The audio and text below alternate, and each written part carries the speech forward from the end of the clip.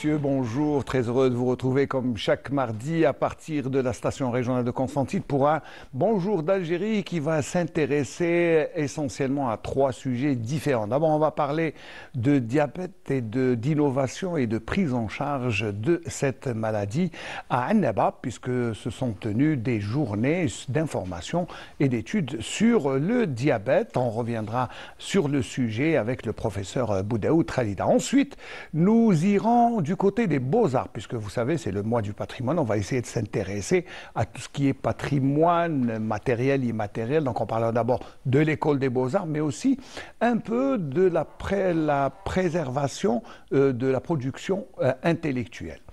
Benzegota Samia, qui est responsable des études et de la pédagogie au niveau de l'école des beaux-arts, viendra nous en parler. Ensuite, eh bien, nous avons à Constantine une vieille tradition qui s'appelle Taqtar al-Mao al-Ward al-Zahar, et comme c'est le mois d'avril, donc il y aura un festival dans quelques jours, nous avons invité Fouzia Bouali, qui est artisane et enseignante, chef cuisinier, qui va nous parler un peu de cette tradition séculaire et bien ancrée dans les habitudes constantinoises. Voici le menu du Bonjour d'Algérie. Voilà, je reste dans l'art culinaire, mais nous allons d'abord faire notre voyage sur la ville de Constantine. Moi, je l'appelle voyage parce que c'est un voyage et dans le temps et dans la géographie, dans l'espace, et c'est surtout accompagné par le maestro, Allah yarhamou, el Haj Mohamed Tarf Fergani. حين وصلت لمدينة الهوى عقلي طاير حين وصلت لمدينة الهوى عقلي طاير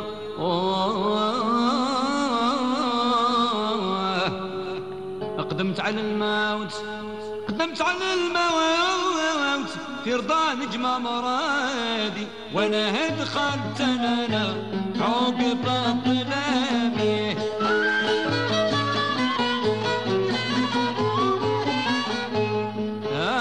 قصة رفيقي وصاحبي عن الغفلة المصار فجع سلمته وقبل سلامي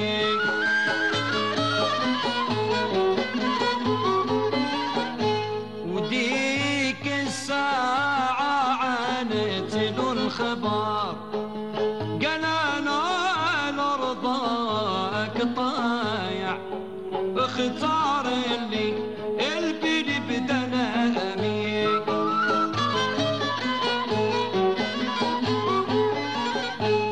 وسارنا ليها سنة بغي الشفار هي توعد كل جامع ودخلنا في رنيم طلامي.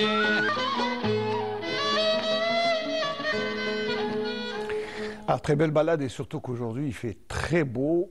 Très beau, c'est une très belle journée de printemps et je vous conseille de sortir faire un petit tour. Mais ce n'est pas le propos de notre sujet, de cette première partie d'émission, puisque nous allons parler de diabète et de prise en charge et surtout d'innovation dans la prise en charge. Qu'est-ce qu'il y a de nouveau? Professeur Boudaoud Khalida, bonjour d'abord. Bonjour. Merci d'avoir fait le déplacement de Annaba. Merci. Je rappelle que vous êtes responsable, vous êtes chef de service endocrinologie du CHU de Annaba. Oui. Voilà. Alors, les premières journées se sont déroulées. Première. C'est à Annaba. C'est 8 mois après mon installation. Donc, je suis constantinoise. Bon, oui. Et qui a pris la chefferie à partir du mois d'août. Donc, après presque 6 mois, j'ai eu l'idée de faire la première journée parce que c'est un service qui n'était pas actif du tout. Il n'a jamais été hôpital universitaire. Et j'ai voulu marquer le point. Bon, il existe maintenant. Il est formateur. Il inspire beaucoup de confiance, pour inspirer la confiance des patients, etc. Et donc, l'idée est venue sur les innovations. Pourquoi pas les innovations en diabétologie, parce que c'est le cœur de toute communication à travers le monde, intelligence artificielle, outils digitaux en médecine en général. Et la diabéto, elle a beaucoup bénéficié de cette intelligence artificielle et actuellement on propose maintenant aux malades et aux médecins des moyens de se faire traiter et de se faire suivre. Est-ce que la prise en charge du diabétique a évolué dans le temps? comme dans l'évolution des médicaments. Oui, elle a évolué beaucoup, et surtout ces dernières années, c'est un grand pas. Le diabète au départ, le diabétique mourait, parce qu'il n'y avait pas beaucoup de moyens. Il n'y avait que l'insuline. Avant l'insuline, mouraient les diabétiques type 1, insulinodépendants. Après que l'insuline a sauvé des gens. Donc l'évolution était très lente au départ. L'insuline, puis les antidiabétiques oraux. Et le médecin n'avait pas assez de moyens de prendre en charge les patients. Quant à la surveillance, au début, on surveillait sur les urines. C'était pas pratique du tout, oui, voilà. C'était pas fiable parce que les urines, lorsque les urines sont positives, déjà la glycémie, elle est très très élevée. Puis sont venus les lecteurs de glycémie. Les lecteurs de glycémie portables, c'est-à-dire ça date pas de longtemps, c'est une trentaine d'années. Voilà, le glucomètre. Le glucomètre, il a évolué, le glucomètre, il devient de plus en plus rapide, de plus en plus précis. En quelques secondes, on a la glycémie, mais l'inconvénient était le patient devrait se piquer à chaque fois qu'on le demande de faire. Et donc, déjà 6 fois par jour, c'est beaucoup. C'est énorme. C'est énorme, 6 fois à la longue sur des années. Et les doigts, ça fait mal. Ça fait mal, les gens commencent à abandonner, etc. Le suivi maintenant, dès que l'intelligence artificielle, elle est dans la médecine, l'évolution était trop rapide. Avec les puces, les algorithmes, etc. C'était trop. C'est vrai que maintenant, grâce à un patch, on peut suivre à la seconde l'évolution. Oui, là, c'est extraordinaire. C'est le CGM, c'est le lecteur continu de glucose. C'est un patch, c'est une sorte de patch de timbre, comme ça, on le met sur la peau. Ouais. Il ne mesure pas la glycémie du sang, il mesure la glycémie interstitielle, c'est-à-dire entre le sang et les tissus. Et donc, il y a un peu de décalage entre le sucre et le tissu. Et donc, c'est pratiquement 5 secondes. Et ça vous aide beaucoup, vous, en tant que médecin? Énormément. Même pour le patient, il ne se fait plus piquer. Et donc, c'est un patch qui est renouvelable tous les 14 à 15 jours selon le modèle. Il est associé à une application sur son smartphone. Voilà, donc le téléphone va servir à tout, même à suivre, à suivre la glycémie. Et le médecin peut se connecter avec lui à distance, c'est-à-dire il peut voir. Il peut même plus se déplacer, c'est-à-dire à distance, vous surveillez votre malade. Le déplacement, c'est lorsqu'il voyage ou lorsqu'il. Oui, bien sûr. Mais la consultation, elle reste toujours. Périodiquement, bien sûr. Mais je veux dire, vous pouvez le surveiller à distance. Surtout en matière d'alerte. Ça veut dire que si un patient prend, par exemple, il a un pic glycémique, vous êtes alerté, ou surtout c'est plus dangereux. Et ces CGM, ils ont des alertes, des alertes comme ça, lorsqu'il y a ça descend beaucoup, ça remonte beaucoup, il y a une alerte que le patient peut prévenir déjà. Avant de tomber en hypoglycémie, il y a l'alerte. Attention, vous allez tomber. C'est différent. Oui, c'est différent. C'est vrai que là, on fait attention et on peut prévenir et on peut surtout éviter l'hypo qui est très dangereuse pour le malade. Et là, on a vu, moi je me suis rendu à Annaba et j'ai vu qu'il y avait, maintenant c'est en Algérie. En Algérie, il y a au moins 3 CGM. C'est déjà pas mal, même si le prix reste quand même... Avec la concurrence, on va voir les prix. Avec la concurrence. Oui. Le troisième est venu déjà à 9 000. À 9 000. Il était à 10 000 pour les autres, maintenant il est à 9 000. Donc à chaque fois, il y a... Et on m'a dit que probablement, d'ici le mois de janvier, ça va descendre à 6 000. À 6 000, et pourquoi pas puisque ça va être fabriqué à pourquoi pas remboursable Inch'Allah. Alors, juste... nous allons regarder ensemble le petit sujet que nous avons monté, puisqu'on s'est rendu, Emen Chikiri, Boutaba Zaki et moi-même, à ce rendez-vous. Et voilà ce que nous avons rapporté comme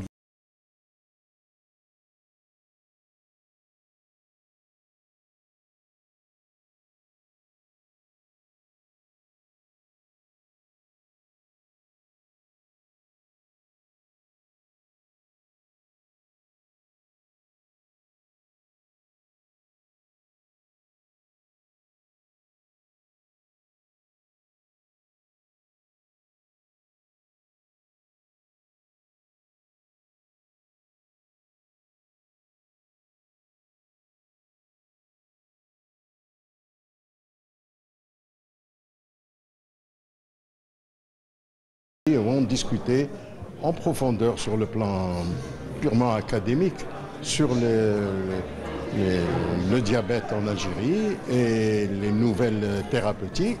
Et un peu, nous sommes avec eux pour parler de l'organisation du ministère de la Santé en matière de prévention, de prise en charge et les nouvelles dispositions qui sont prises en charge par notre pays pour combattre. C'est un véritable fléau. Donc aujourd'hui, c'est un échange entre les décideurs, l'administration, la tutelle, le ministère de la Santé et la corporation médicale. Sous un autre angle. C'est-à-dire que le diabète, il y a toujours des journées de diabéto, il y a la journée mondiale du diabète, tout le monde en parle, ça devient maintenant un cauchemar, entre guillemets, je le dis. Hein. Mais je voulais apporter un lueur d'espoir de cette journée pour dire aux gens que l'innovation maintenant, elle est tellement arrivée à un tel niveau que des avancées maintenant qui permettent de probablement guérir le diabète dans un proche avenir.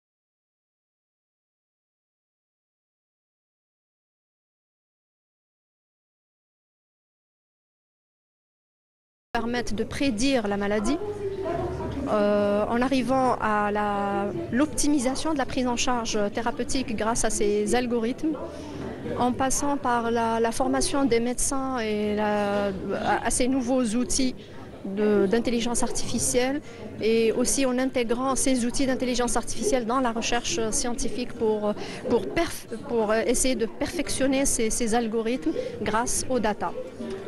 L'intelligence artificielle, ça va être une énorme révolution et il ne faut pas qu'on soit en retard.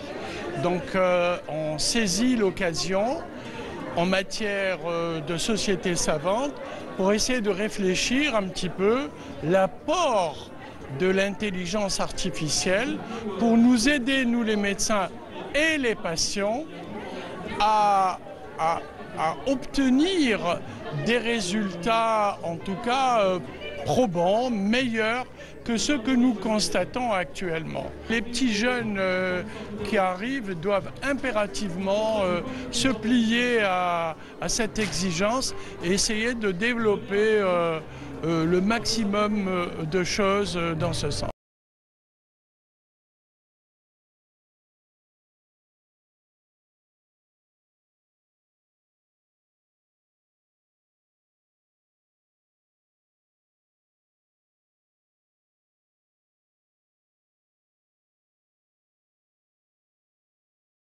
Durant ces journées, je pense que au sortir de ces 2 journées, je pense que vous allez faire un bilan positif, normalement. Oui, j'espère. J'espère. Ce qu'il a dit le professeur Samrouni, qui est passé le dernier, oui. Il ne faut pas être en retard. C'est ça le but de ces innovations. Il faut rattraper un petit retard, parce que par rapport à l'Europe, ils sont très avancés sur le plan technologie, outils digitaux, médecine, télémédecine, qui commence à peine à être développé en Algérie. Et le but, c'est, on a invité pratiquement tous les spécialités, toutes les spécialistes en diabétologie, surtout parce qu'il faut les former d'abord pour pouvoir traiter les patients. Donc peut-être le patient, il ramènera un outil que le médecin risque de ne pas connaître. Donc, il vous ramène un patch que le médecin ne connaît pas, c'est un peu difficile. C'est un peu difficile. La relation médecin-malade, elle va prendre un coup. Ah oui. Voilà. Oui. Donc il faut bien qu'il s'arme. Le médecin doit s'armer avec ces nouvelles technologies. Elle a parlé, professeur Ben Mohamed, d'algorithmes, parce que maintenant c'est algorithmé, tout est algorithmé maintenant. Et c'est grâce aux data que l'algorithme se développe et se perfectionne. L'Algérie, maintenant, j'ai eu la surprise. En préparant, j'ai trouvé des étudiants en médecine qui sont en train de faire des trucs d'intelligence artificielle. En médecine. Hein. En médecine. En médecine. Alors, si je vous raconte ce qu'on a reçu ici, ici comme étudiants en médecine, mais qui faisaient alors là autre chose grâce aux technologies. Ils sont pleins de créativité et je l'ai découvert, c'était une agréable surprise pour moi. Et l'un des étudiants de 6e année, je pense, ils sont en train de faire une application, elle va être brevetée, ils attendent le brevet. J'allais la présenter, mais à cause du brevet, donc je ne pouvais pas la présenter. C'est un peu pour la protéger, c'est une protection. Malheureusement, elle n'a pas pu. Mais sinon, ils font des start-up, ils sont en train de faire un truc sur le diabète et c'est très intéressant. Et ça vous aide beaucoup. Il faut dire que ces technologies, cette intelligence artificielle vous aide énormément dans la prise en charge, parce que l'objectif, c'est de bien prendre en charge les malades. Oui, mais il ne faut pas avoir peur de la médecine traditionnelle, intelligente également. C'est-à-dire les gens vont crier non, on ne va pas remplacer le médecin. On ne risque pas d'être remplacé par le médecin. C'est grâce aux données médicales que l'intelligence apprend. Donc elle apprend parce que c'est nous qui donnons les datas. Donc les datas, et elle est en train d'aider parce que c'est rapide et c'est précis. Et on est dans l'ère de la médecine de précision. C'est plus le global. On ne traite pas de la même manière les malades. Chaque malade est un cas. Et chaque cas a son propre thérapeutique. C'est fini, même pour les étudiants, on ne leur dit pas prise en charge thérapeutique, diabète par exemple, voilà, donnez ça. C'est au cas par cas. C'est le cas par cas, on leur donne des classifications, même si notre cours est algorithmé entre guillemets, parce qu'on va leur dire, voilà, s'il y a ça, il faut faire ça. Donc la médecine de précision demande un diagnostic précis. Seulement, le danger peut venir peut-être de cette utilisation de l'intelligence artificielle, mais par une personne qui n'est pas médecin. C'est-à-dire, c'est une autre forme d'automédication, ou peut-être, parce que c'est accessible à tout le monde. Là, c'est peut-être là le danger. Oui, un danger, d'où l'intérêt d'éduquer la population. Sur tous les plans. On doit éduquer la population parce que maintenant, on ne peut pas s'en passer du smartphone, on ne peut pas s'en passer. C'est une réalité. Et donc, cette réalité, il faut, depuis l'enfance, apprendre à l'enfant comment utiliser ces moyens à bon escient. Et donc, si vous laissez la liberté à l'enfant, il va l'utiliser autrement. Et donc, l'éducation de la population, c'est très important. Il faut qu'il sache que le dernier mot revient à son médecin traitant. Même si le médecin utilise la médecine intelligente, même le robot lui dit, voilà, même si l'algorithme vous dit, voilà, il a tel diagnostic, mais c'est lui qui restera le juge. Le dernier mot reste toujours au médecin, parce que s'il y a l'humain, le robot n'est pas un humain. Ça reste une machine. Ça, une machine, voilà. Il ne peut pas détecter la détresse des gens. L'empathie, il ne peut pas être l'empathie. on peut pas, impossible. C'est vrai que jusqu'à maintenant, jusqu'au jour d'aujourd'hui, quand on annonce à un patient qu'il est diabétique, c'est un choc. Ça reste cette émotion à gérer d'un point de vue peut-être psychologique, d'un point de vue médical. Il y a un changement dans la vie qu'il faut prendre en charge, mais c'est justement comment surpasser, outrepasser ce choc émotionnel. L'être humain, il est là. C'est pas le robot qui va. C'est pas le robot qui va gérer ça. Donc oui, annoncer le diabète, c'est parce que l'idée que les gens ont sur le diabète, une maladie grave, elle tue, elle rend aveugle, c'est la dialyse. Il y a toujours le drame. On va à l'extrême. Il va toujours à l'extrême, l'amputation. C'est ça le diabète. Alors que le diabète, c'est pas ça. Le diabète, c'est ça. Lorsqu'on le laisse se compliquer, on le laisse après des années non traité, etc. Mais sinon, on annonce le diabète, on va dire, voilà, vous êtes diabétique, on est là avec vous, et vous allez passer par des difficultés, difficile, tout à fait normal. Vous allez passer par le déni, alors, il ne faut pas que ça soit, ça tarde au-delà de 3 mois, parce que plus on reste en déni, qui passe des années, ça va être difficile de le traiter. On passe toujours par une phase de déni. C'est la première des choses. C'est presque naturel. C'est naturel, c'est humain. D'ailleurs, c'est étudié chez les psychologues. Ils connaissent très bien la psychologie du diabète. Ils la classent en plusieurs phases, jusqu'à arriver au marchandage, etc. Parce qu'il va marchander après. Il va dire oui, je suis diabétique, mais est-ce que je peux faire ça? Mais si je peux faire ça. Il passe par une phase comme ça, jusqu'à ce que le patient, tout au long de ce processus, le médecin le suit, l'accompagne. Et cet accompagnement est très important au début. L'accompagnement, très bien. Il ne faut pas laisser le patient les premiers mois seul. Il faut l'accompagner, le voir chaque semaine, rapprocher les consultations. On a vu certaines personnes refuser la maladie, carrément l'ignorer. Et là, c'est le premier danger parce qu'on risque un coma diabétique à n'importe quel moment. Donc, il faudrait que les gens... D'abord, on parle, parce qu'en parler, partager, ne pas cacher. Cette maladie, ce n'est pas une tare, et au contraire, la divulguer pour mieux être accompagné, je pense. Voilà. Il y a quelques mois, on a hospitalisé un malade qui est rentré en coma, et en même temps, pied diabétique. Donc, on l'a amputé sur les 2 pieds, alors que lorsqu'on fait l'interrogatoire, il se savait qu'il était diabétique, ça fait 10 ans. Il était en plein déni, il n'a pas dit un mot à qui que ce soit. Et jusqu'à ce qu'il arrive chez nous, on a c'était déjà trop tard. Trop tard. Il a été amputé sur les 2 pieds, gangrène, gazeuse, etc. Donc ça continue à exister en Algérie. Partout dans le monde, vous savez, c'est humain. C'est humain, le déni. Et donc peut-être avoir un médecin traitant, c'est très important en Algérie. On n'a pas encore cette culture d'avoir un médecin traitant. Médecin de famille. Voilà, le médecin de famille qui suit toute la famille, un seul médecin, ça serait bien. Depuis l'enfance, on le connaît, etc. On n'est pas encore à ce niveau-là. Mais ça serait bien. Je ne sais pas comment on peut faire, peut-être qu'en médiatisant tout cela, parce que c'est bien d'avoir un médecin qui suit toute la famille. Notre confident, voilà. De préférence un généraliste, parce que c'est largement suffisant. D'ailleurs, j'ai vu beaucoup de généralistes dans vos journées, parce que je crois que c'était les premiers ciblés. Parce que je crois que c'est le premier rempart. Non, les ciblés, c'était les spécialistes en diabétologie. Mais eux aussi. Mais les généralistes qui prennent le diabète, qui prennent en charge le diabète. Mais pas tous les généralistes. Je crois que c'est tout le monde qui prend, tous les médecins pas pratiquement. C'est pas tout le monde qui ont été formés pour le diabète. Le généraliste, il y a certains généralistes qui ont suivi une formation. Le CES, le certificat d'études spécialisées, qui a été approuvé, c'est-à-dire ça fait partie de la santé, le programme de la médecine de la santé. Mais le ministère de la Santé, ils s'inscrivent, ils suivent une formation de 1 an. Et j'en fais partie, parmi les enseignants, on a essayé plusieurs programmes. Donc vous conseillez aux médecins généralistes de suivre cette formation s'ils veulent se spécialiser. Ils se spécialisent partout dans les spécialités, l'allergologie, en digestif, en gastro-entéro. Mais en médecine, en diabéto, il y a pas mal de généralistes qui s'inscrivent et suivent une formation qui est dure, une formation de 1 an, pratique et théorique. Et donc à la fin, elle est diplômante. Ils arrivent à gérer avec nous. On s'en porte pas. Et ça vous aide beaucoup, vous, en tant que spécialiste? Oui, et on a un référent au niveau de chaque village, chaque wilaya. C'est important d'avoir un référent. Et lorsque le patient est dans, par exemple, à Betna ou à Sougaras, il faut qu'on sache qu'il y a un généraliste qu'on a formé là-bas. On va très bien. Très bien. Ça vous aide dans la prise en charge de tous les diabétiques.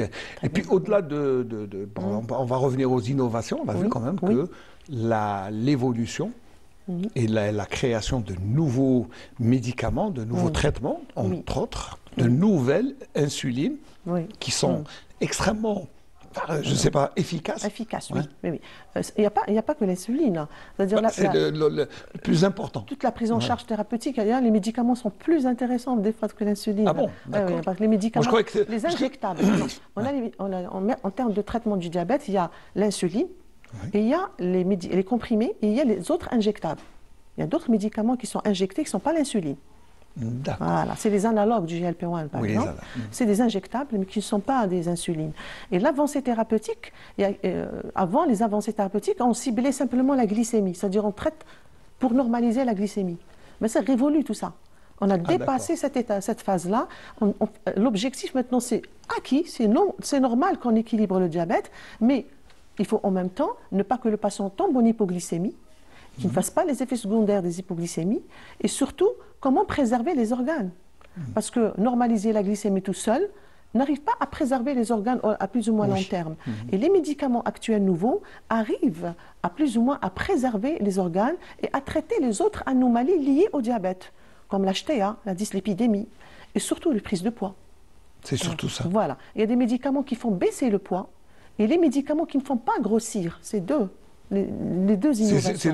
Voilà, parce que des fois, l'insuline, elle fait grossir. Si on continue à manger trop, et on se jette l'insuline, parce qu'elle est anabolisante. Elle est anabolisante, c'est une insuline anabolisante. Et elle n'est pas intelligente lorsqu'on l'injecte. Elle n'est pas intelligente, elle va faire son travail. Et donc, lorsqu'on mange beaucoup, elle fait grossir. Et donc, l'intérêt, c'est de créer des médicaments qui, même, on traite le diabète, mais qui ne font pas grossir. Ça, c'est important. Alors, vous avez dit dans votre intervention dans le sujet que l'on va vers peut-être la guérison. Oui, c'est l'espérance. C'est une maladie chronique. C'est une maladie chronique déjà, mais avec les moyens actuels, on arrive des fois pour certains types de diabète à faire une rémission plus ou moins longue. Déjà. Il y a des patients qui, on traite dès le départ, dès l'annonce de la maladie, dès le début, on commence un traitement énergique, le patient suit les mesures hygiéno-diététiques de façon stricte, et on espère, il y a certains qui font des rémissions, qui durent 1 an, 2 ans, 3 ans, même plus, en rémission.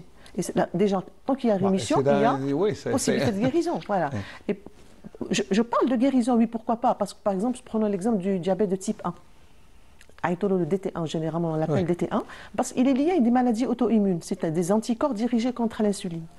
Et les cellules qui sécrètent l'insuline.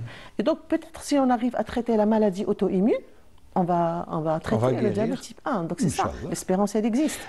Donc l'espoir est permis. Et il est permis. Voilà. D'ailleurs, la conférence du professeur Kawash, il a fait le dépistage et le traitement du pré-diabète, du diabète type 1. C'est innovant. Parce que le diabète type 1, comment on le diagnostique? Lorsqu'il vient en commun, en acidose. En général, oui. Maintenant, tellement la médecine a avancé, le dépistage se fait avant. Et on commence à le traiter avant de faire le coma. Et des médicaments qui sont approuvés par la FDA américaine, un médicament qui essaie de faire baisser ces anticorps. Et pourquoi pas, si avec l'avancée thérapeutique, on trouvera d'autres molécules qui vont traiter la maladie auto-immune, et pourquoi pas le diabète de type 1. Pour le type 2, il est lié à l'environnement. Ça dépend. Et à la génétique, voilà, c'est ce qu'on mange, c'est ce qu'on fait de notre vie. Et donc, l'hygiène de vie, quelle que soit l'innovation, reste l'hygiène de vie. C'est le message à faire passer. Il ne faut pas croire que l'intelligence va nous faire guérir. Oui, même si elle dit de bonnes choses et de belles choses, mais ça, le médicament ne fait pas de miracle. Voilà, c'est la discipline du malade. C'est la discipline du malade. Voilà. Comment peut-on conclure, Madame Boudaoud?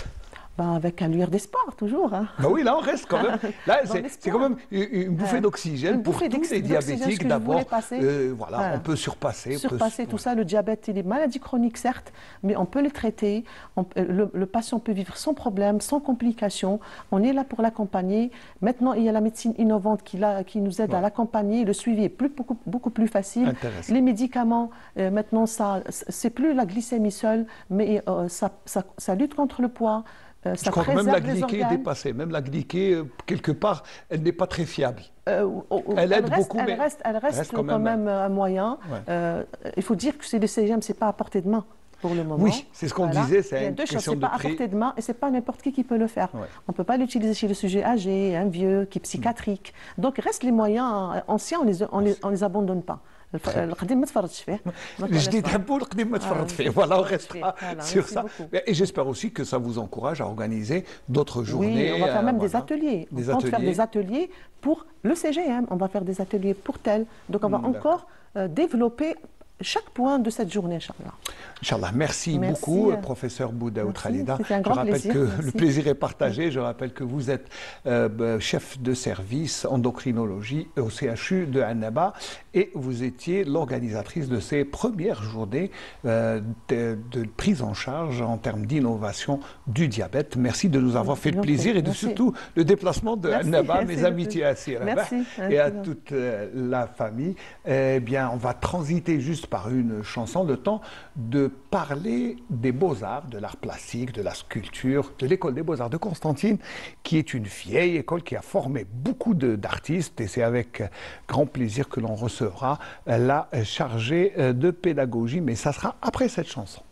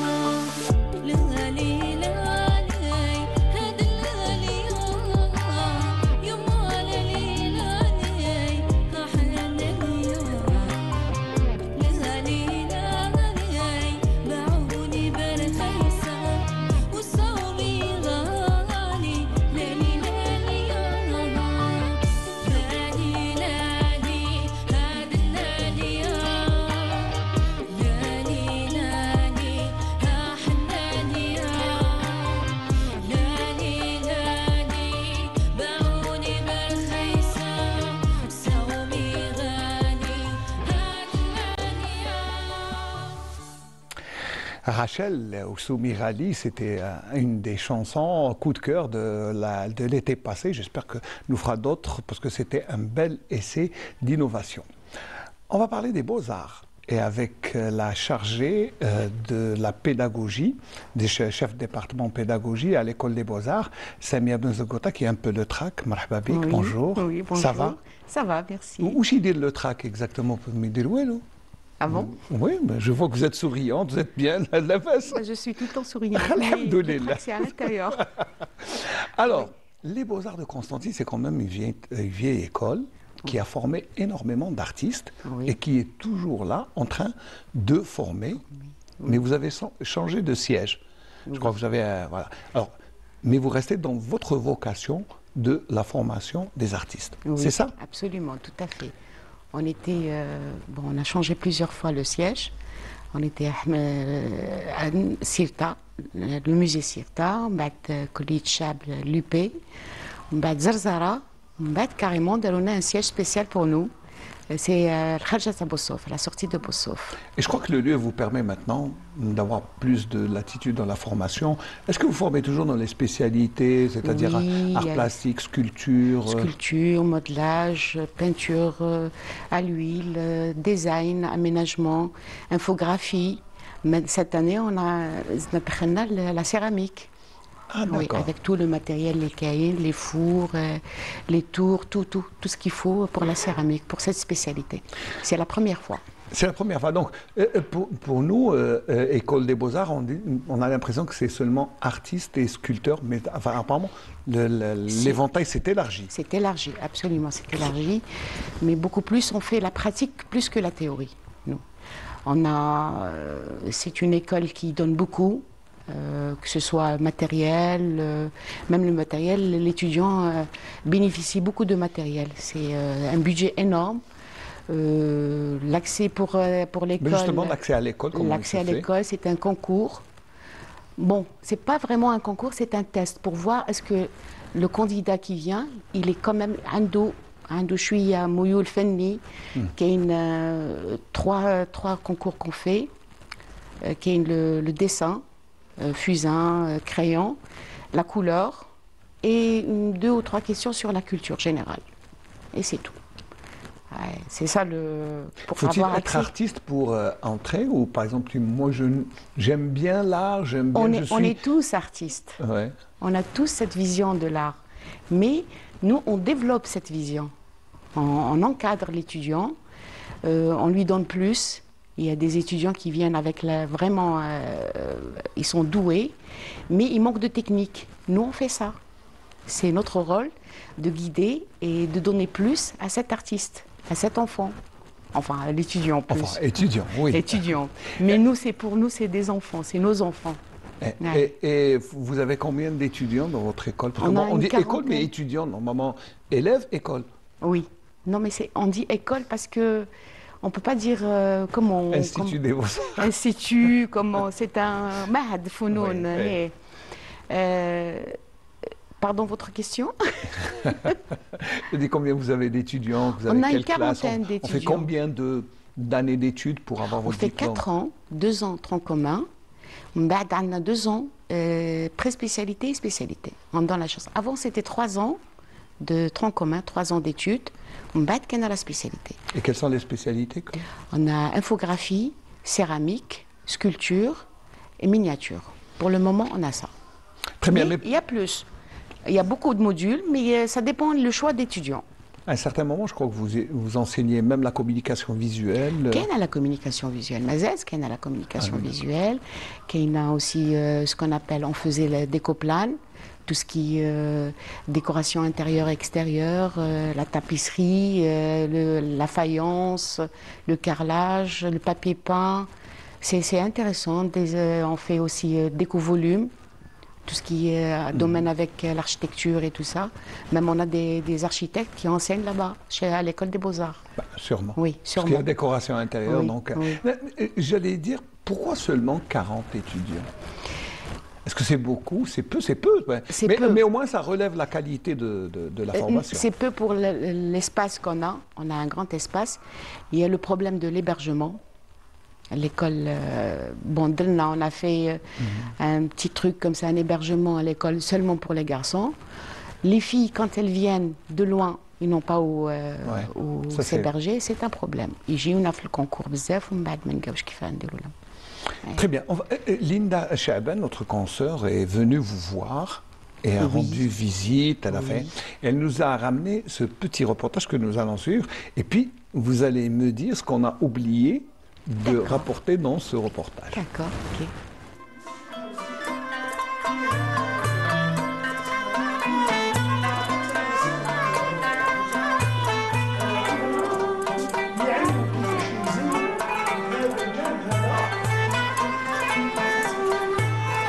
العام هذا في عدد الطلبة وصل في حدود 40 طالب في مختلف التخصصات: الرسم الزيتي، التصميم الجرافيكي، التصميم والتهيئة اللي هو ديزاين اميناجمون، المنمنمات، السيراميك الفني. في هذه الورشة هذه نكونوا كل ما هو عنده صلة بالتصميم التخطيطي. نحاولوا بقدر المستطاع وين نفهموا نكونوا الطلبة نتاعنا في تقنية الاتصال البصري. نحاولوا وين تكون التكوين يخضع على القواعد العالمية. والجانب الثاني السداس الثاني وين ندخلوا في الجرافيك ديزاين. كاين عندنا لي كونديدا ليبر الأحرار يجيو يتعلموا، عندهم 2 موديول يقراهم، سيراميك مودلاج، وربما نزيدوا لهم العام الجاي لو ديسان الرسم الفحمي. الماتريال يجينا نشريوه للطلبه باش نوفروا لهم اشياء اللي ما يقدروش يشريوها هما، باسكو على بالكم الادوات هذول تاع لي بوزار غاليين. الوغ حنا المؤسسه موفرت لهم لا بانتور، البابي، ميم لا بانتور فيتراي.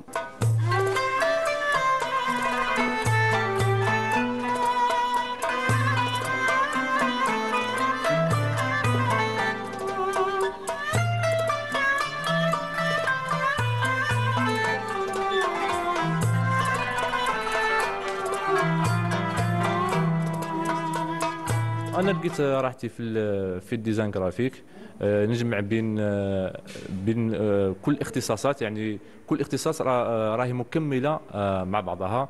ديزاين جرافيك كما نقولوا هي وسيله بصريه فنيه، وين الانسان يكون فنان يقدر يلم بين الفن وبين التصميم الجرافيكي، وين ينتج اليات جديده واللي يكون المتلقي مستمتع بها اكثر، يعني يكون فيها لمسه ابداعيه اكثر.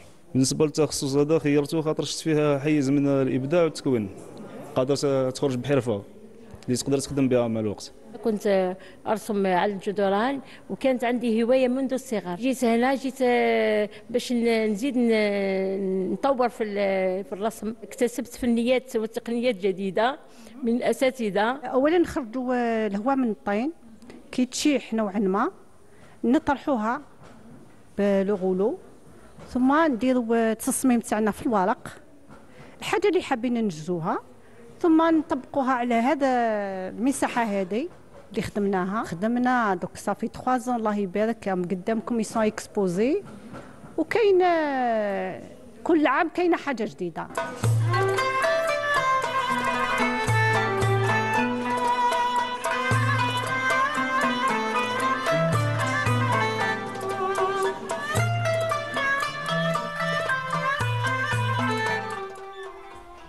En tout cas, moi, ce que j'ai vu, c'est que vous avez des étudiants de tout âge. De tout âge, oui. Pas seulement absolument. des jeunes, donc vous avez des jeunes et moins jeunes, c'est bien. C'est bien, oui, c'est bien, ça, parce que l'art n'a pas d'âge. Ah, d'accord, oui, je suis d'accord avec vous. Oui. Et on vient apprendre chez vous la poterie, poterie, la céramique, qu'on a fait cette année la spécialité céramique. C'est la première fois à l'école des Beaux-Arts de Constantine. C'est un grand événement pour nous. Et on aimerait bien que les prochaines années, on rajoute d'autres spécialités. Comme par exemple comme la décoplane. كانت كاينه وراحت حابين نرجعوها. كاين بزاف لي سبيسياليتي.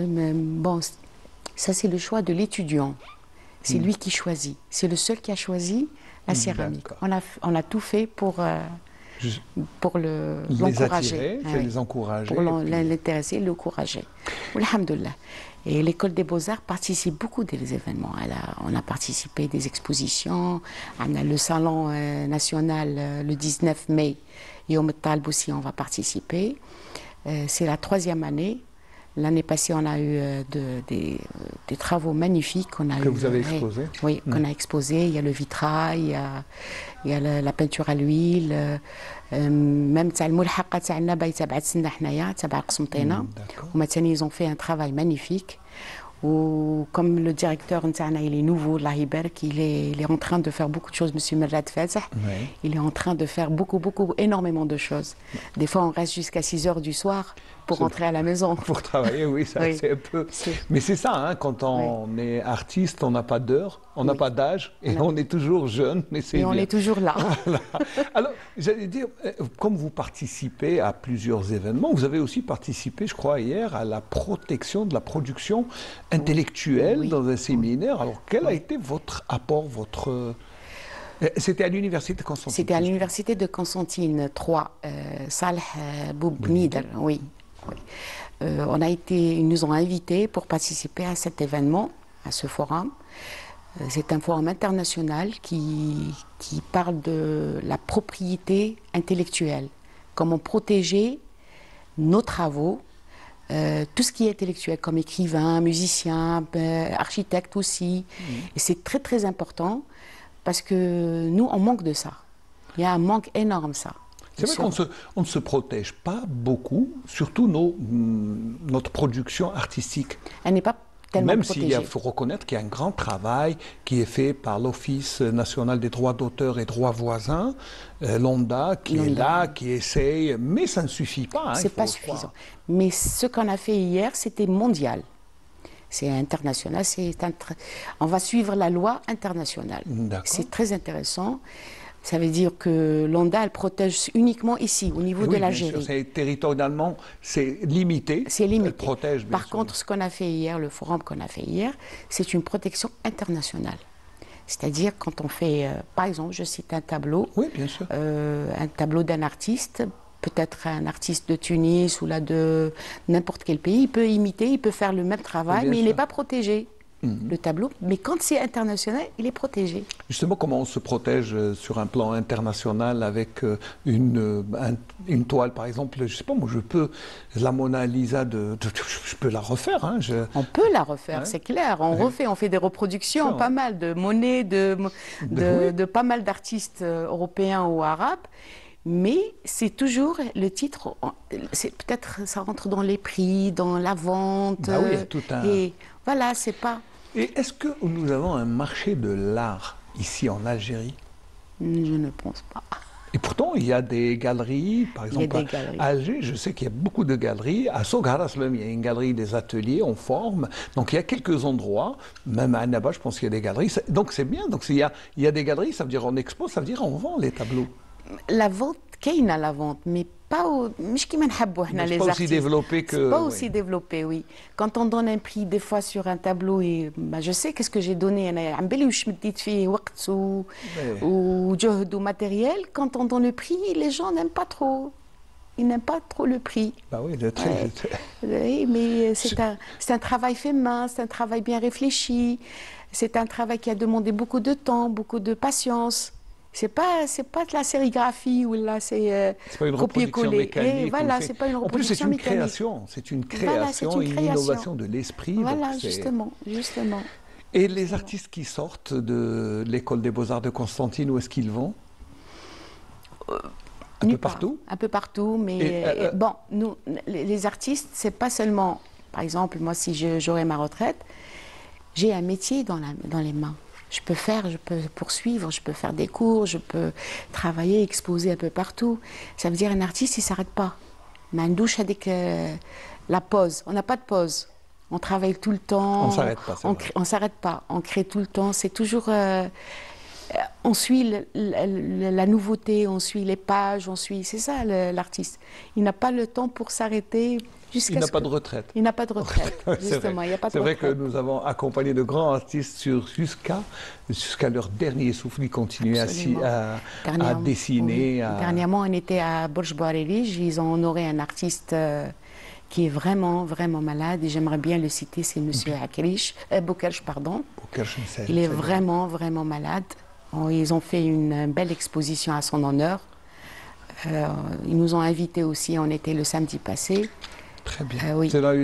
J'espère qu'il ne faut surtout pas oublier, nous avons la chance à Constantine et surtout nous avons de grands artistes qui sont encore en vie, et comme Boucheleha, comme Amin Rouja, comme de grands monsieur. De grands monsieur, absolument. Voilà. Donc ça serait bien de les honorer de leur vivant. Pourquoi attendre qu'ils partent dans notre monde, comme ce fut le cas de Ammar Alalouche, un grand artiste. Même l'artiste... j'ai oublié le nom. Sa fille travaille avec moi, c'est Boulkroun. Boulkroun, oui. Boulkroun, oui. Il est décédé. Non, nous avons de grands artistes. Mais il a été honoré après son décès. Dommage.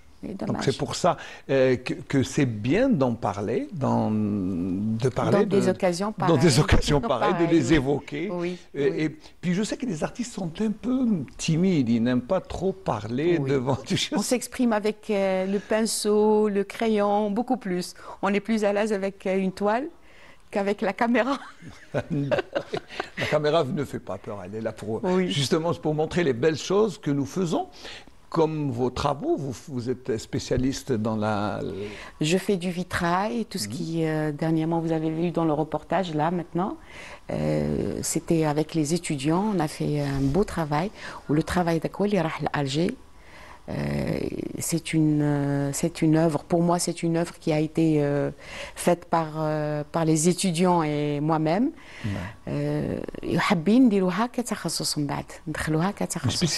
Spécialité vitrail, oui. Une spécialité vitrail. Quand je dis vitrail, c'est pas seulement vitrail. Ce que j'allais dire. C'est tout ce qui est décoration intérieure, céramique, papier peint, tapisserie. Tapisserie artiste, c'est pas la tapisserie qu'on met. Pas celle-là, mais la tapisserie qui est sur les murs. Voilà, sur les murs. Voilà. On aimerait bien inclure ça aussi dans l'école. Est-ce que les architectes ont une formation un peu artistique? Est-ce qu'ils viennent vers vous? Est-ce que vous les aidez? Parce que je crois que c'est pas très loin. Justement, on a des masters, on a des étudiants qui ont terminé les études, ils ont fini à l'université. Ils viennent, ils passent le concours pour faire encore 4 ans chez nous. D'accord. Oui. C'est des étudiants qui ont fini leurs études à l'université. Ils viennent chez nous pour encore faire 4 ans. 2 ans tronc commun et 2 ans... Voilà, c'est pour faire après de la décoration, je pense. La décoration, pour faire la suite du travail. Même on a des étudiants, ils jouent la faculté d'art de Constantine. C'est vrai que nous avons cette chance d'avoir à Constantine une faculté des arts qui est à l'université Salah Boumnir de Constantine et qui est unique en Algérie, je pense. Elle est unique en Algérie, mais il manque de pratique. C'est une faculté qui manque énormément de pratique. La théorie, ils sont bien, mais la pratique, c'est pour ça que les étudiants de jouent maintenant.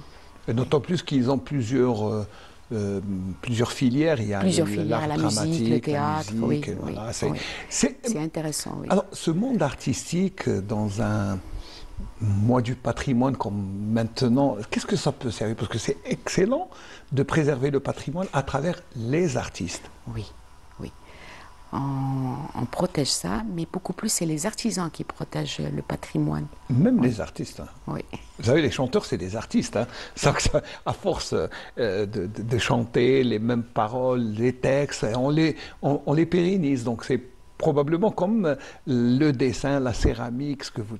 Alors, on essaie de moderniser un petit peu l'art et suivre le rythme qu'il y a dans le monde. Donc, même dernièrement, la réunion qu'on a faite au ministère, on veut inclure l'intelligence artificielle. Alors, l'intelligence artificielle, maintenant, c'est à la mode. Hein, c'est à la mode. Voilà. C'est dans le monde et chez vous, qu'est-ce qu'elle peut faire? Parce que... Je sais pas, justement, c'est nouveau pour nous, mais on essaye de faire des études pour inclure cette intelligence artificielle. Mais en même temps, j'ai peur qu'on perde la main. C'est-à-dire? Nous, on travaille avec la main. Ben oui. Si on laisse le micro fait le travail, il n'y a plus de création, ça devient machinal, ça devient mécanique. Il n'y a plus de sensibilité, il n'y a plus d'amour à ce travail. Ça devient machinal, c'est quelque chose de répétition, tout le monde peut faire ça. Et ça vient, comme on le disait tout à l'heure, c'est algorithmique et ça devient... voilà. Mais c'est vrai que l'artiste a cette tendance à créer, mais surtout avoir des difficultés à parler de sa création. Oui. Parce qu'il s'exprime pourquoi? Déjà, on s'exprime sur une toile, c'est déjà beaucoup. Oui, pour en parler, c'est mieux. Oui, absolument, mais je ne sais pas, je ne peux pas vous répondre sur cette question. Déjà, moi, je m'exprime quand je travaille, j'ai besoin du silence, le calme, je ferme ma porte. Sinon, si quelqu'un entre ou a dit que je suis perturbée, c'est bon, j'arrête. C'est vrai que dans le monde de la création, il y a bien sûr cette inspiration et vous avez besoin de certaines commodités justement pour... Absolument. Est-ce que pour enseigner l'art, on doit être artiste? Il y a des autodidactes. Quand on arrive à enseigner l'art, on est artiste. C'est déjà pas mal. C'est déjà pas mal. Quand déjà on arrive à donner c'est déjà, on est artiste. Et on est, comme j'ai dit tout à l'heure, on est artiste au fond. Chacun de nous est artiste. Mais chacun comment s'exprime.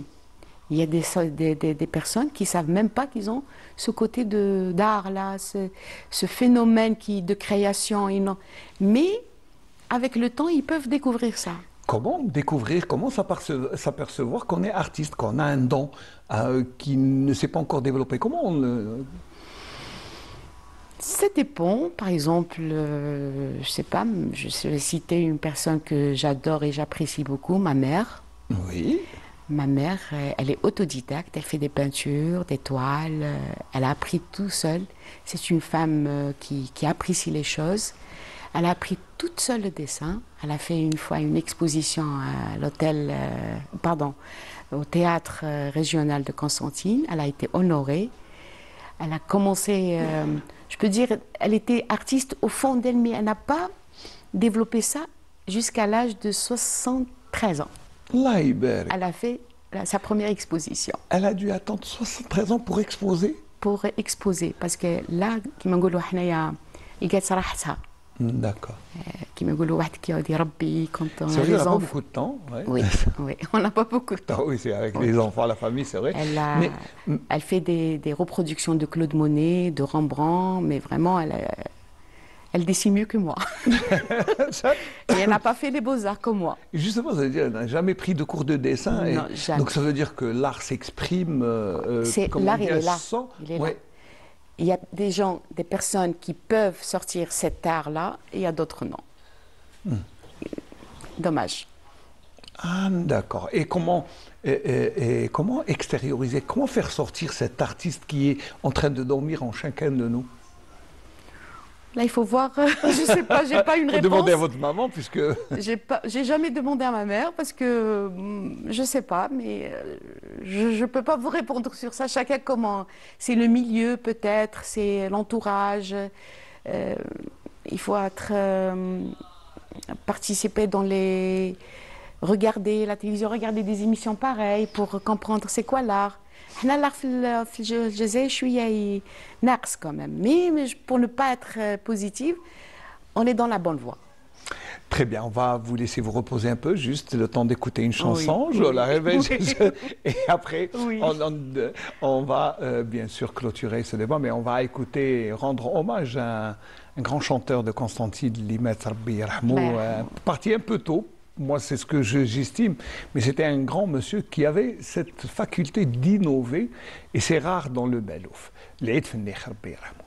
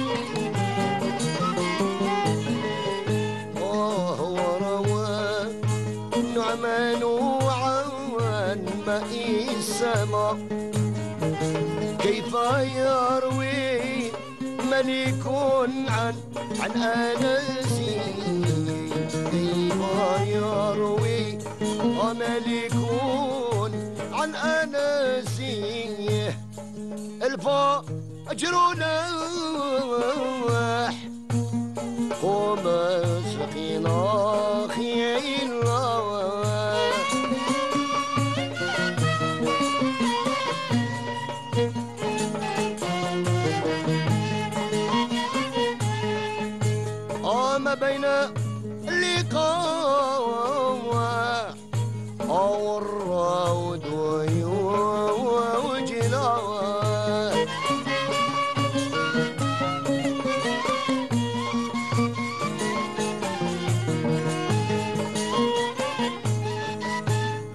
يا سقي الميلاد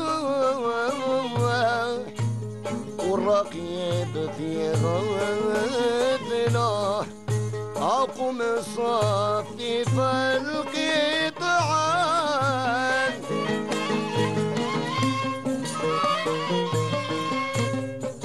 صافي فالقطعان والعود ويجنا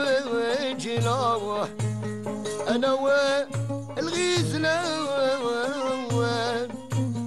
بالحولي والحولالي يا روحي ويا ريحاني قلبي حاصل عندك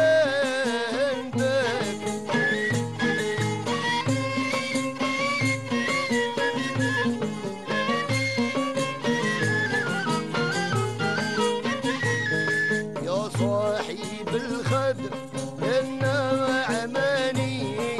ادعو للإله يا ويصون قدك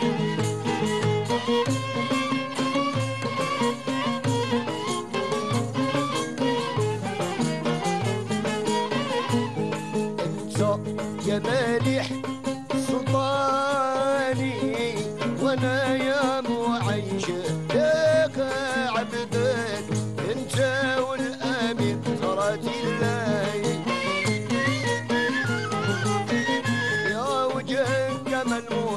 خرج المذيع حد الطرب كله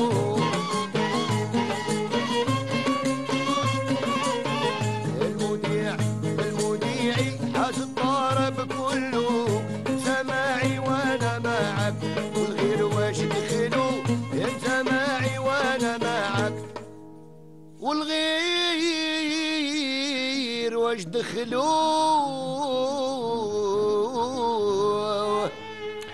Voilà, l'Aïd Fenech, et surtout il y avait une pléiade d'artistes avec lui chez Chérif Zahrar, qui reste un grand monsieur de la chanson. Et on aimerait bien sûr, on l'a reçu il y a 3-4 ans, mais on aimerait bien encore le recevoir comme invité. C'est un grand monsieur du Melouf constantinois. Alors nous sommes toujours avec Madame Benzegota Semia, qui est chef de département pédagogie à l'École des Beaux-Arts de Constantine. Alors l'École des Beaux-Arts, on a fait un peu le tour, mais je pense que vos étudiants sont comme tous les autres étudiants, c'est-à-dire qu'ils ont une bourse d'études. Oui, ils ont une bourse d'études, ils bénéficient d'une bourse comme l'université. Ils sont bien dolotés. Il y a un restaurant qui fait de jolis plats. Même Firmdan, on a fait vraiment. Parce qu'on a reporté les contrôles pour le début de Ramadan. Alors on a fait vraiment. C'était magnifique. Tout le monde a participé pour leur bien. Pour les mettre à l'aise. Il y a aussi, comme je disais tout à l'heure, il y a un matériel énorme pour eux. Oui, c'est vrai qu'on ne dira jamais assez, c'est que ça coûte très cher. Absolument. Vous pouvez vous rendre à n'importe quel magasin qui vend. D'abord, le papier coûte cher. Oui. Le papier coûte cher, la peinture coûte cher, les fuseaux coûtent cher, les pinceaux. C'est du matériel consommable. C'est-à-dire quand on utilise un papier, on le réutilise plus. Oui. Voilà. C'est chaque jour que Dieu fait. On a des rames de papier à donner aux étudiants, les crayons, le fusain, la peinture, même la peinture vitrail qui coûte énormément cher. Et à l'École des Beaux-Arts, il y a un budget spécial pour ça.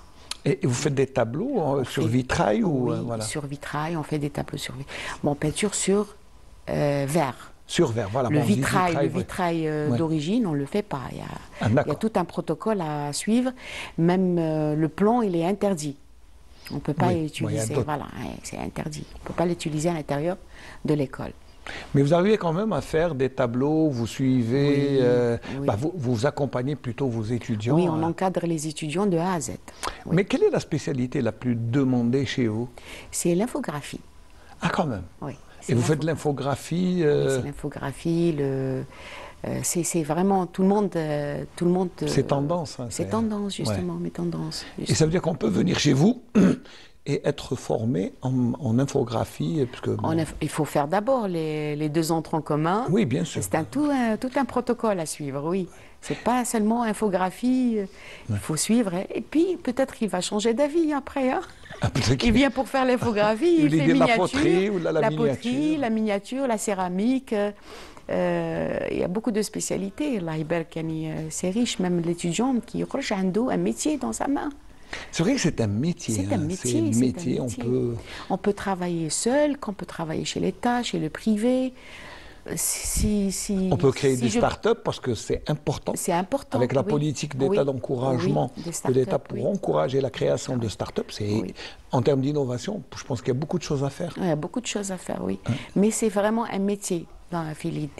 Vraiment, c'est. Et on sent que vous couvez l'école des beaux-arts, vous la couvez, vous êtes très attentive à tout ce qui se fait. Parce que c'est vrai qu'il n'y a que 40 étudiants, pas beaucoup de... Ils sont vraiment dorlotés. Dorlotés, c'est ce que j'ai compris. Ils sont vraiment... Vous les couvez. Oui, ils sont vraiment dorlotés, oui, on les couvre, oui, absolument. Alors on se tourne un peu vers l'avenir. Quels sont les objectifs de l'école des beaux-arts à l'avenir? Wallah, il y a beaucoup d'objectifs. Par exemple oui. Par exemple, déjà on est autonome. Ce qui est bien. Ce qui est bien. Mais on manque de... De moyens? Pas de moyens, pas seulement de moyens. Les moyens, alhamdoulilah, on manque de profs. Il y a beaucoup de profs qui sont sortis en retraite. Il y a qu'un tejmit, on ne peut pas recruter. On manque de formation aussi. Vous avez besoin de recyclage. Le recyclage, c'est important, le recyclage. On aimerait bien que nos étudiants, quand ils terminent leurs études, ils ont le diplôme, ils aient une formation. Les écoles supérieures, par exemple, qui m'a à Alger, au moins باش يقبلوه يولي يخدم يقري.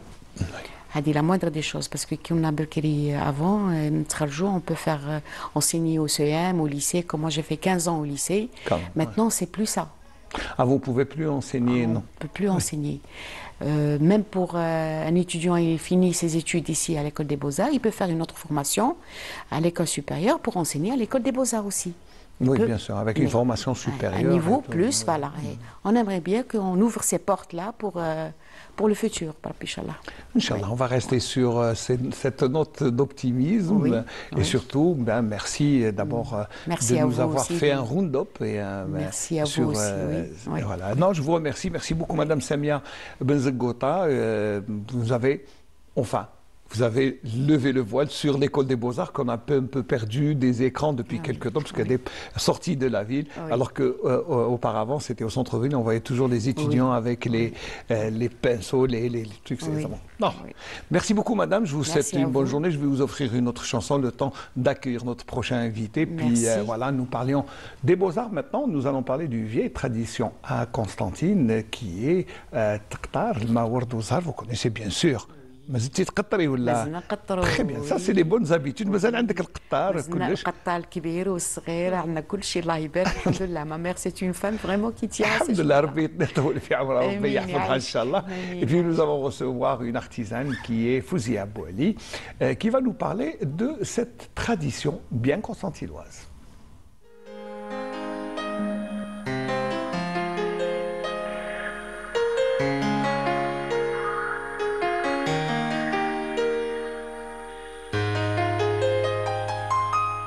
يلي وراه الجبال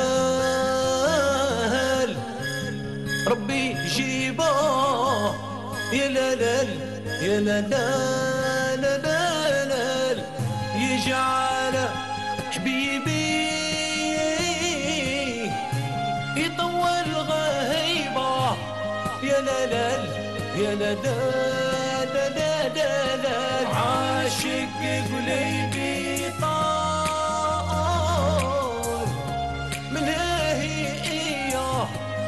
شعلية يا لالال يا لالال لالال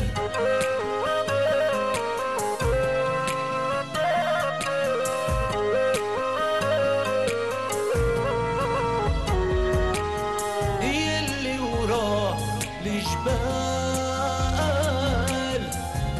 خشت بلاده مانا مان مانا مان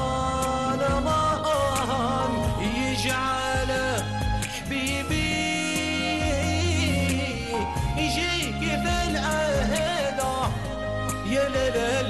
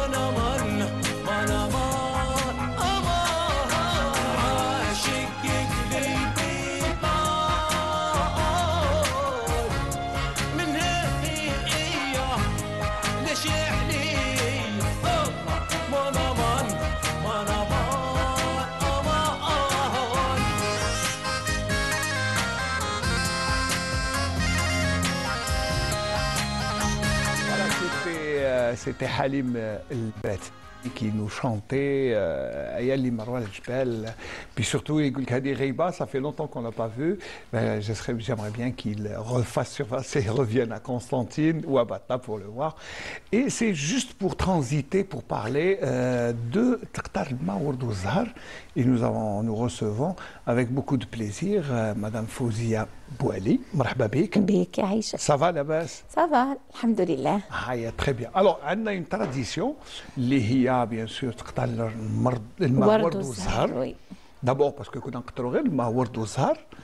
Et vous nous avez ramené à ce bel institut qui est le Qatar séculaire, donc il se transmet de génération en génération, de mère en fille. Bien sûr, ما يخطيش. Alors, قولي لنا ساعة منين العادة هذه سي كل ربيع واش نديروا اكزاكتومون في قسنطينة؟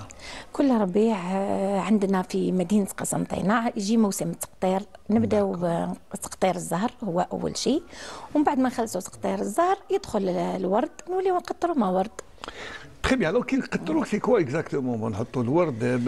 Les gens ne comprennent pas assez كيفاه يديروا. هي نحطوا القطار تاعنا، نجيبوا الكبة تاعنا تاع الورد اللي هي غربال. الغربال معمر. سي لا كونتيتي هذه. لا كونتيتي هي اللي نكيلوها بالغربال، نحطوا لا كونتيتي تاعنا تاع الورد ونزيدوا نضيفوا له الماء نكيلوه بالمعصم تاعنا كيما نقولوا نحطوا كانوا الجدود يحطوا اليد، بقينا نداولوا العاده هذه نكيلوا الماء تاعنا جيت حتى للكعبه تاع اليد حتى المعصم. هذا هو نحطوا لا كونتيتي تاع الماء ونحطوا له شويه تاع ملح ونحطوه نشعلوا عليه نبخروا القطار، نديروا له السكر، نديروا الملح. هادو كاين بكل في الريبورتاج. هادو دوك نديو نشوفوا لي زيماج. نشوفوا الريبورتاج puisque في le reportage vous avez donné beaucoup d'explications à notre consoeur Linda Chaban qui est venue chez vous, mais elle vous a même filmé en train d'enseigner parce que راكي تقري ثاني تقري البنات. وي نقريهم، علمتهم كيف يديروا التقطير تاع الزهر تاع الورد. D'accord. Très bien. On regarde le reportage et après vous allez nous donner des explications peut-être qu'on a raté dans le reportage. Linda Chaban.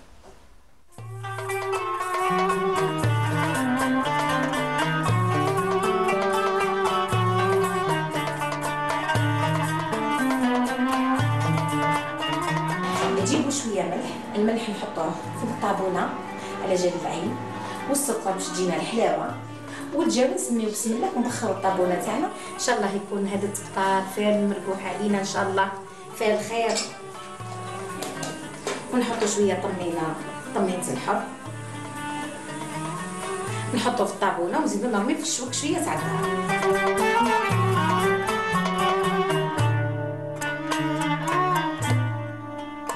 لا ميثود تاع التقطير لازمنا قطار، لازمنا مغلفه غربال اللي نكيلو بها الكبه تاع الورد ولا تاع الزهر بيان سور مع الورد والزهر. بالنسبه للورد، الورد نورمالمون ورد كاين ورد تاع التقطير وكاين ورد تاع لي جاردان، لازم الورد اللي يكون الريحه تاعو تكون تعبق مليح هذاك هو اللي نقطروه. وبالنسبه للزهر كاين الزهر تاع لارنج وكاين الزهر تاع البرتقال. هو الزهر تاع لارنج هو اللي نقطروه، ما نقطروش الزهر تاع البرتقال لانه تاع البرتقال يجي حلو. استعمالات نستعملوها في الحلويات التقليديه والعصريه، مثلا طمينه، مقرود، محلبي. نحطوا الزهر نحطوه في قهوه العصر، كل العائلات يحبوا يتلموا على قهوه قسنطينيه خاصه، وكيحطوا هذاك الزهر راهي حاجه يعني ما شاء الله. هذه الكبه نحطوها في القطار ونحطوا الماء تاعنا الكيل للمعصم. كي نحطوا هذه الكبه هذه تعطينا القرعه الاولى اللي فيها هي راس القطار، والقرعه الثانيه تجي ماهيش كونسونطري كيما القرعه الاولى. والورد ديروا في بالكم باللي راهو ما يجرش، ماء الزهر يجر اما الورد ما يجرش. شاف واش معناتها يجر؟ يعني ما يخرجش كونسونطري، تخرج ما تكونش عنده رائحه تاع الورد مليحه، ما يكونش يعني ما تكونش الريحه تاع الورد اللي يعبق هذاك. والكونتيتي اللي نخدموا بها اسكو نقدروا نديروا بها مره اخرى بلا كان؟ شوفي هي يعني في الطريقه تاع التقطار باش تعودوا يعني تخدموا طريقه يعني ناجحه، تعودي تحبي تقطري كميه كبيره. الورد اللي حطيتيه في القطار الكبه الاولى ما تنحيهاش، تزيدي نقولوها احنا نغموا البرمه تاعنا، نغموا القطار، تزيدي تجيبي كبه واحده اخرى وتحطيها. من بعد القرعه اللي حتحصلي عليها تعتبر هي القرعه الثالثه، المغلفه الثالثه. المغلفه الثالثه هذيك تكون كونسونطري على الاولى، لان هنا غمينا البرمه تاعنا ديجا كان فيها الورد وزدنا حطينا عليها ورد جديد، راح تحصلي على ما ورد يكون كونسونطري اكثر على راس القطار الاول.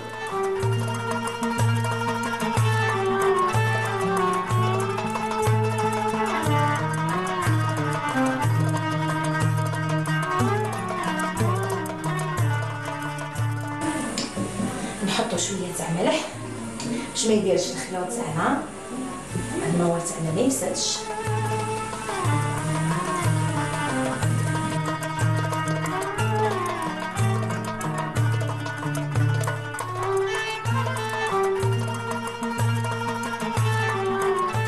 نصروا المغلفه تاعنا ونصروا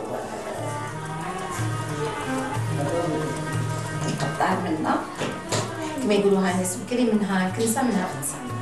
ونعسوا الورد تاعنا حتى يهبطوا القطرات الاولين، نمدوهم من البنات يمسحوا بهم وجوههم ونبخوا به الشوك تاع الدار. فرحه كبيره كي تهبط هذيك القطره الاولى.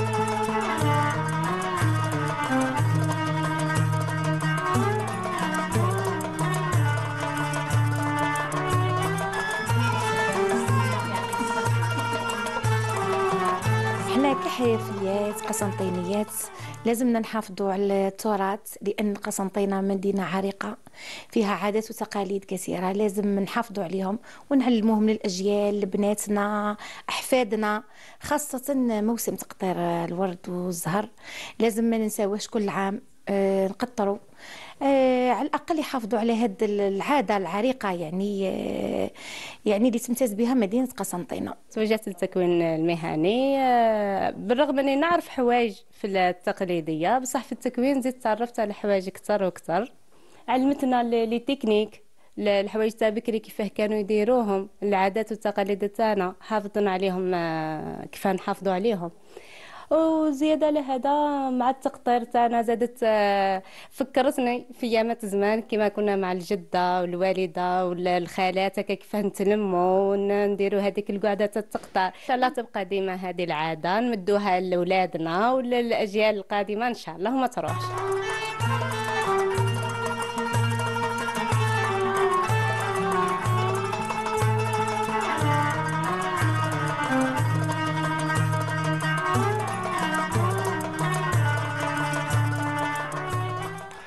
Voilà, le Qatar, vraiment,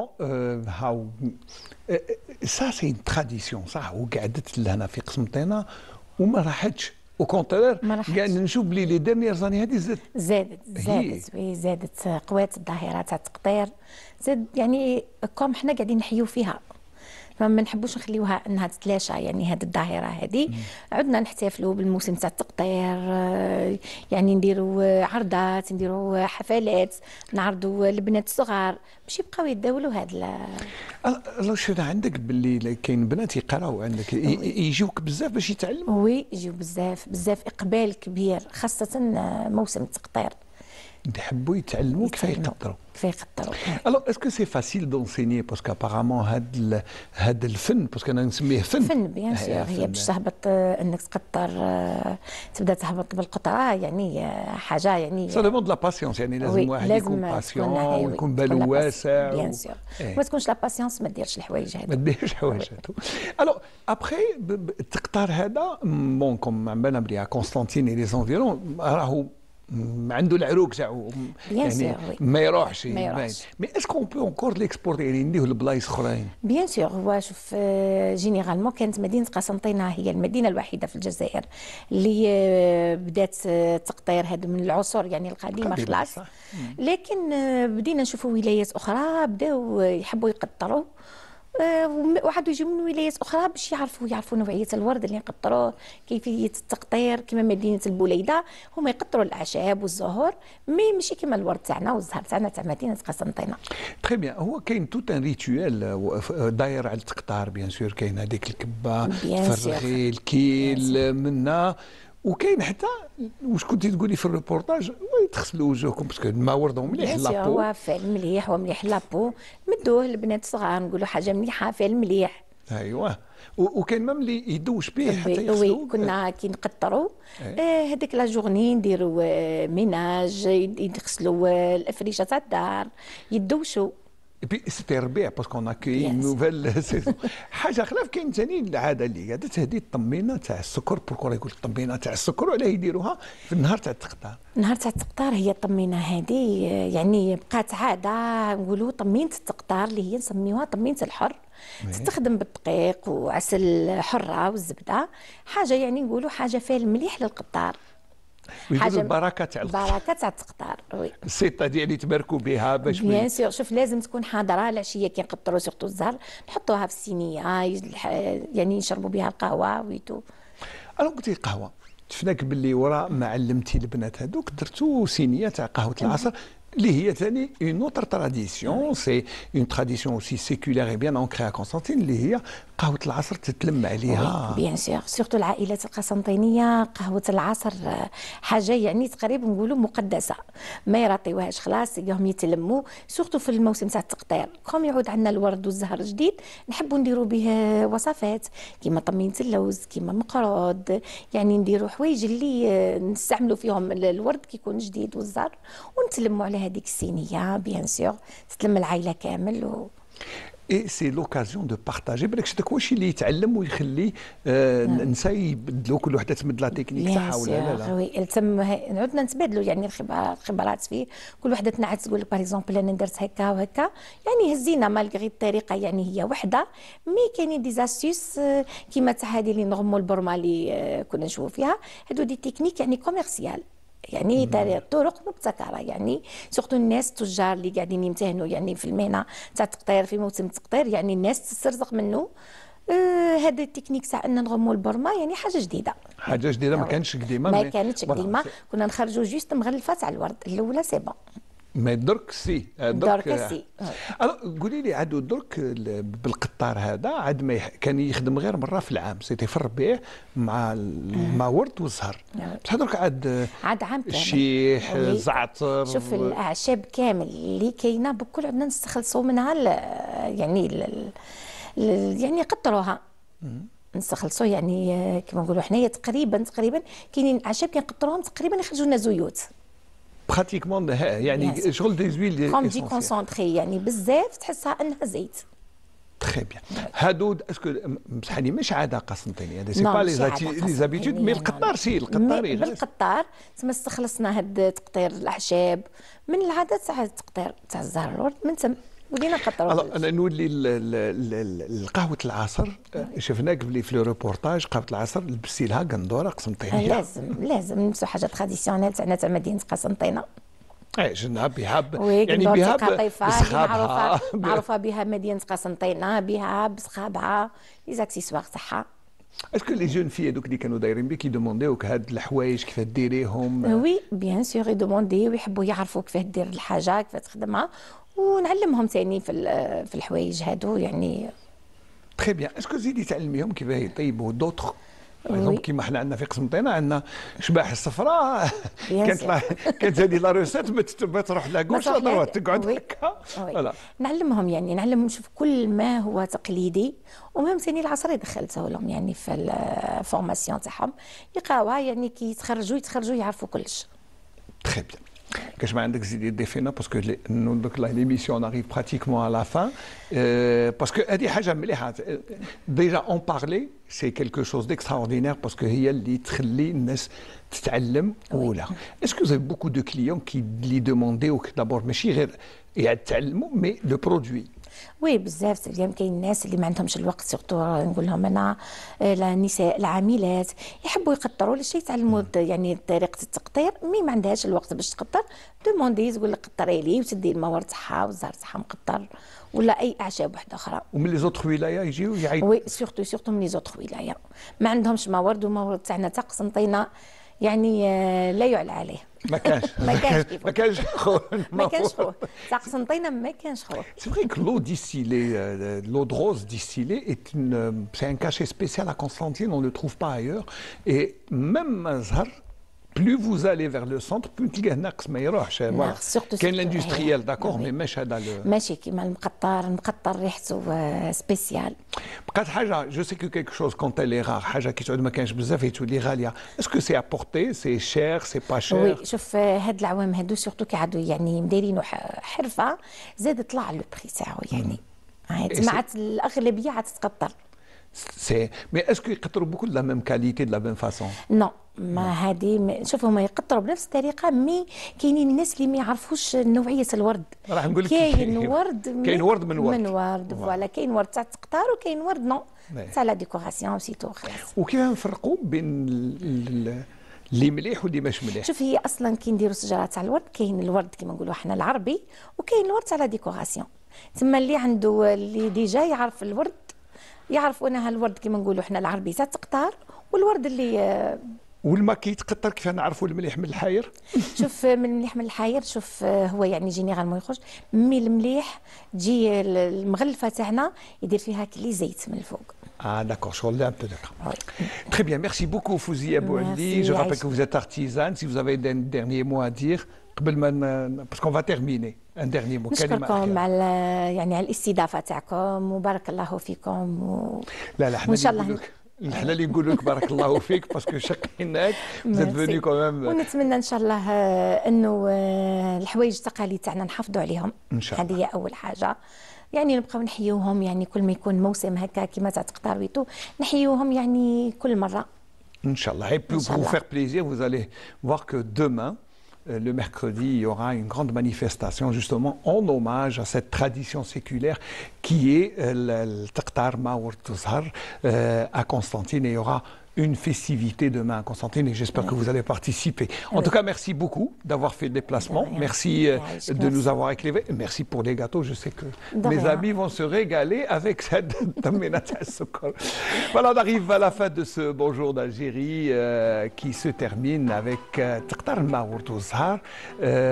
On aura fait le round-up. Je vais remercier toute l'équipe qui m'ont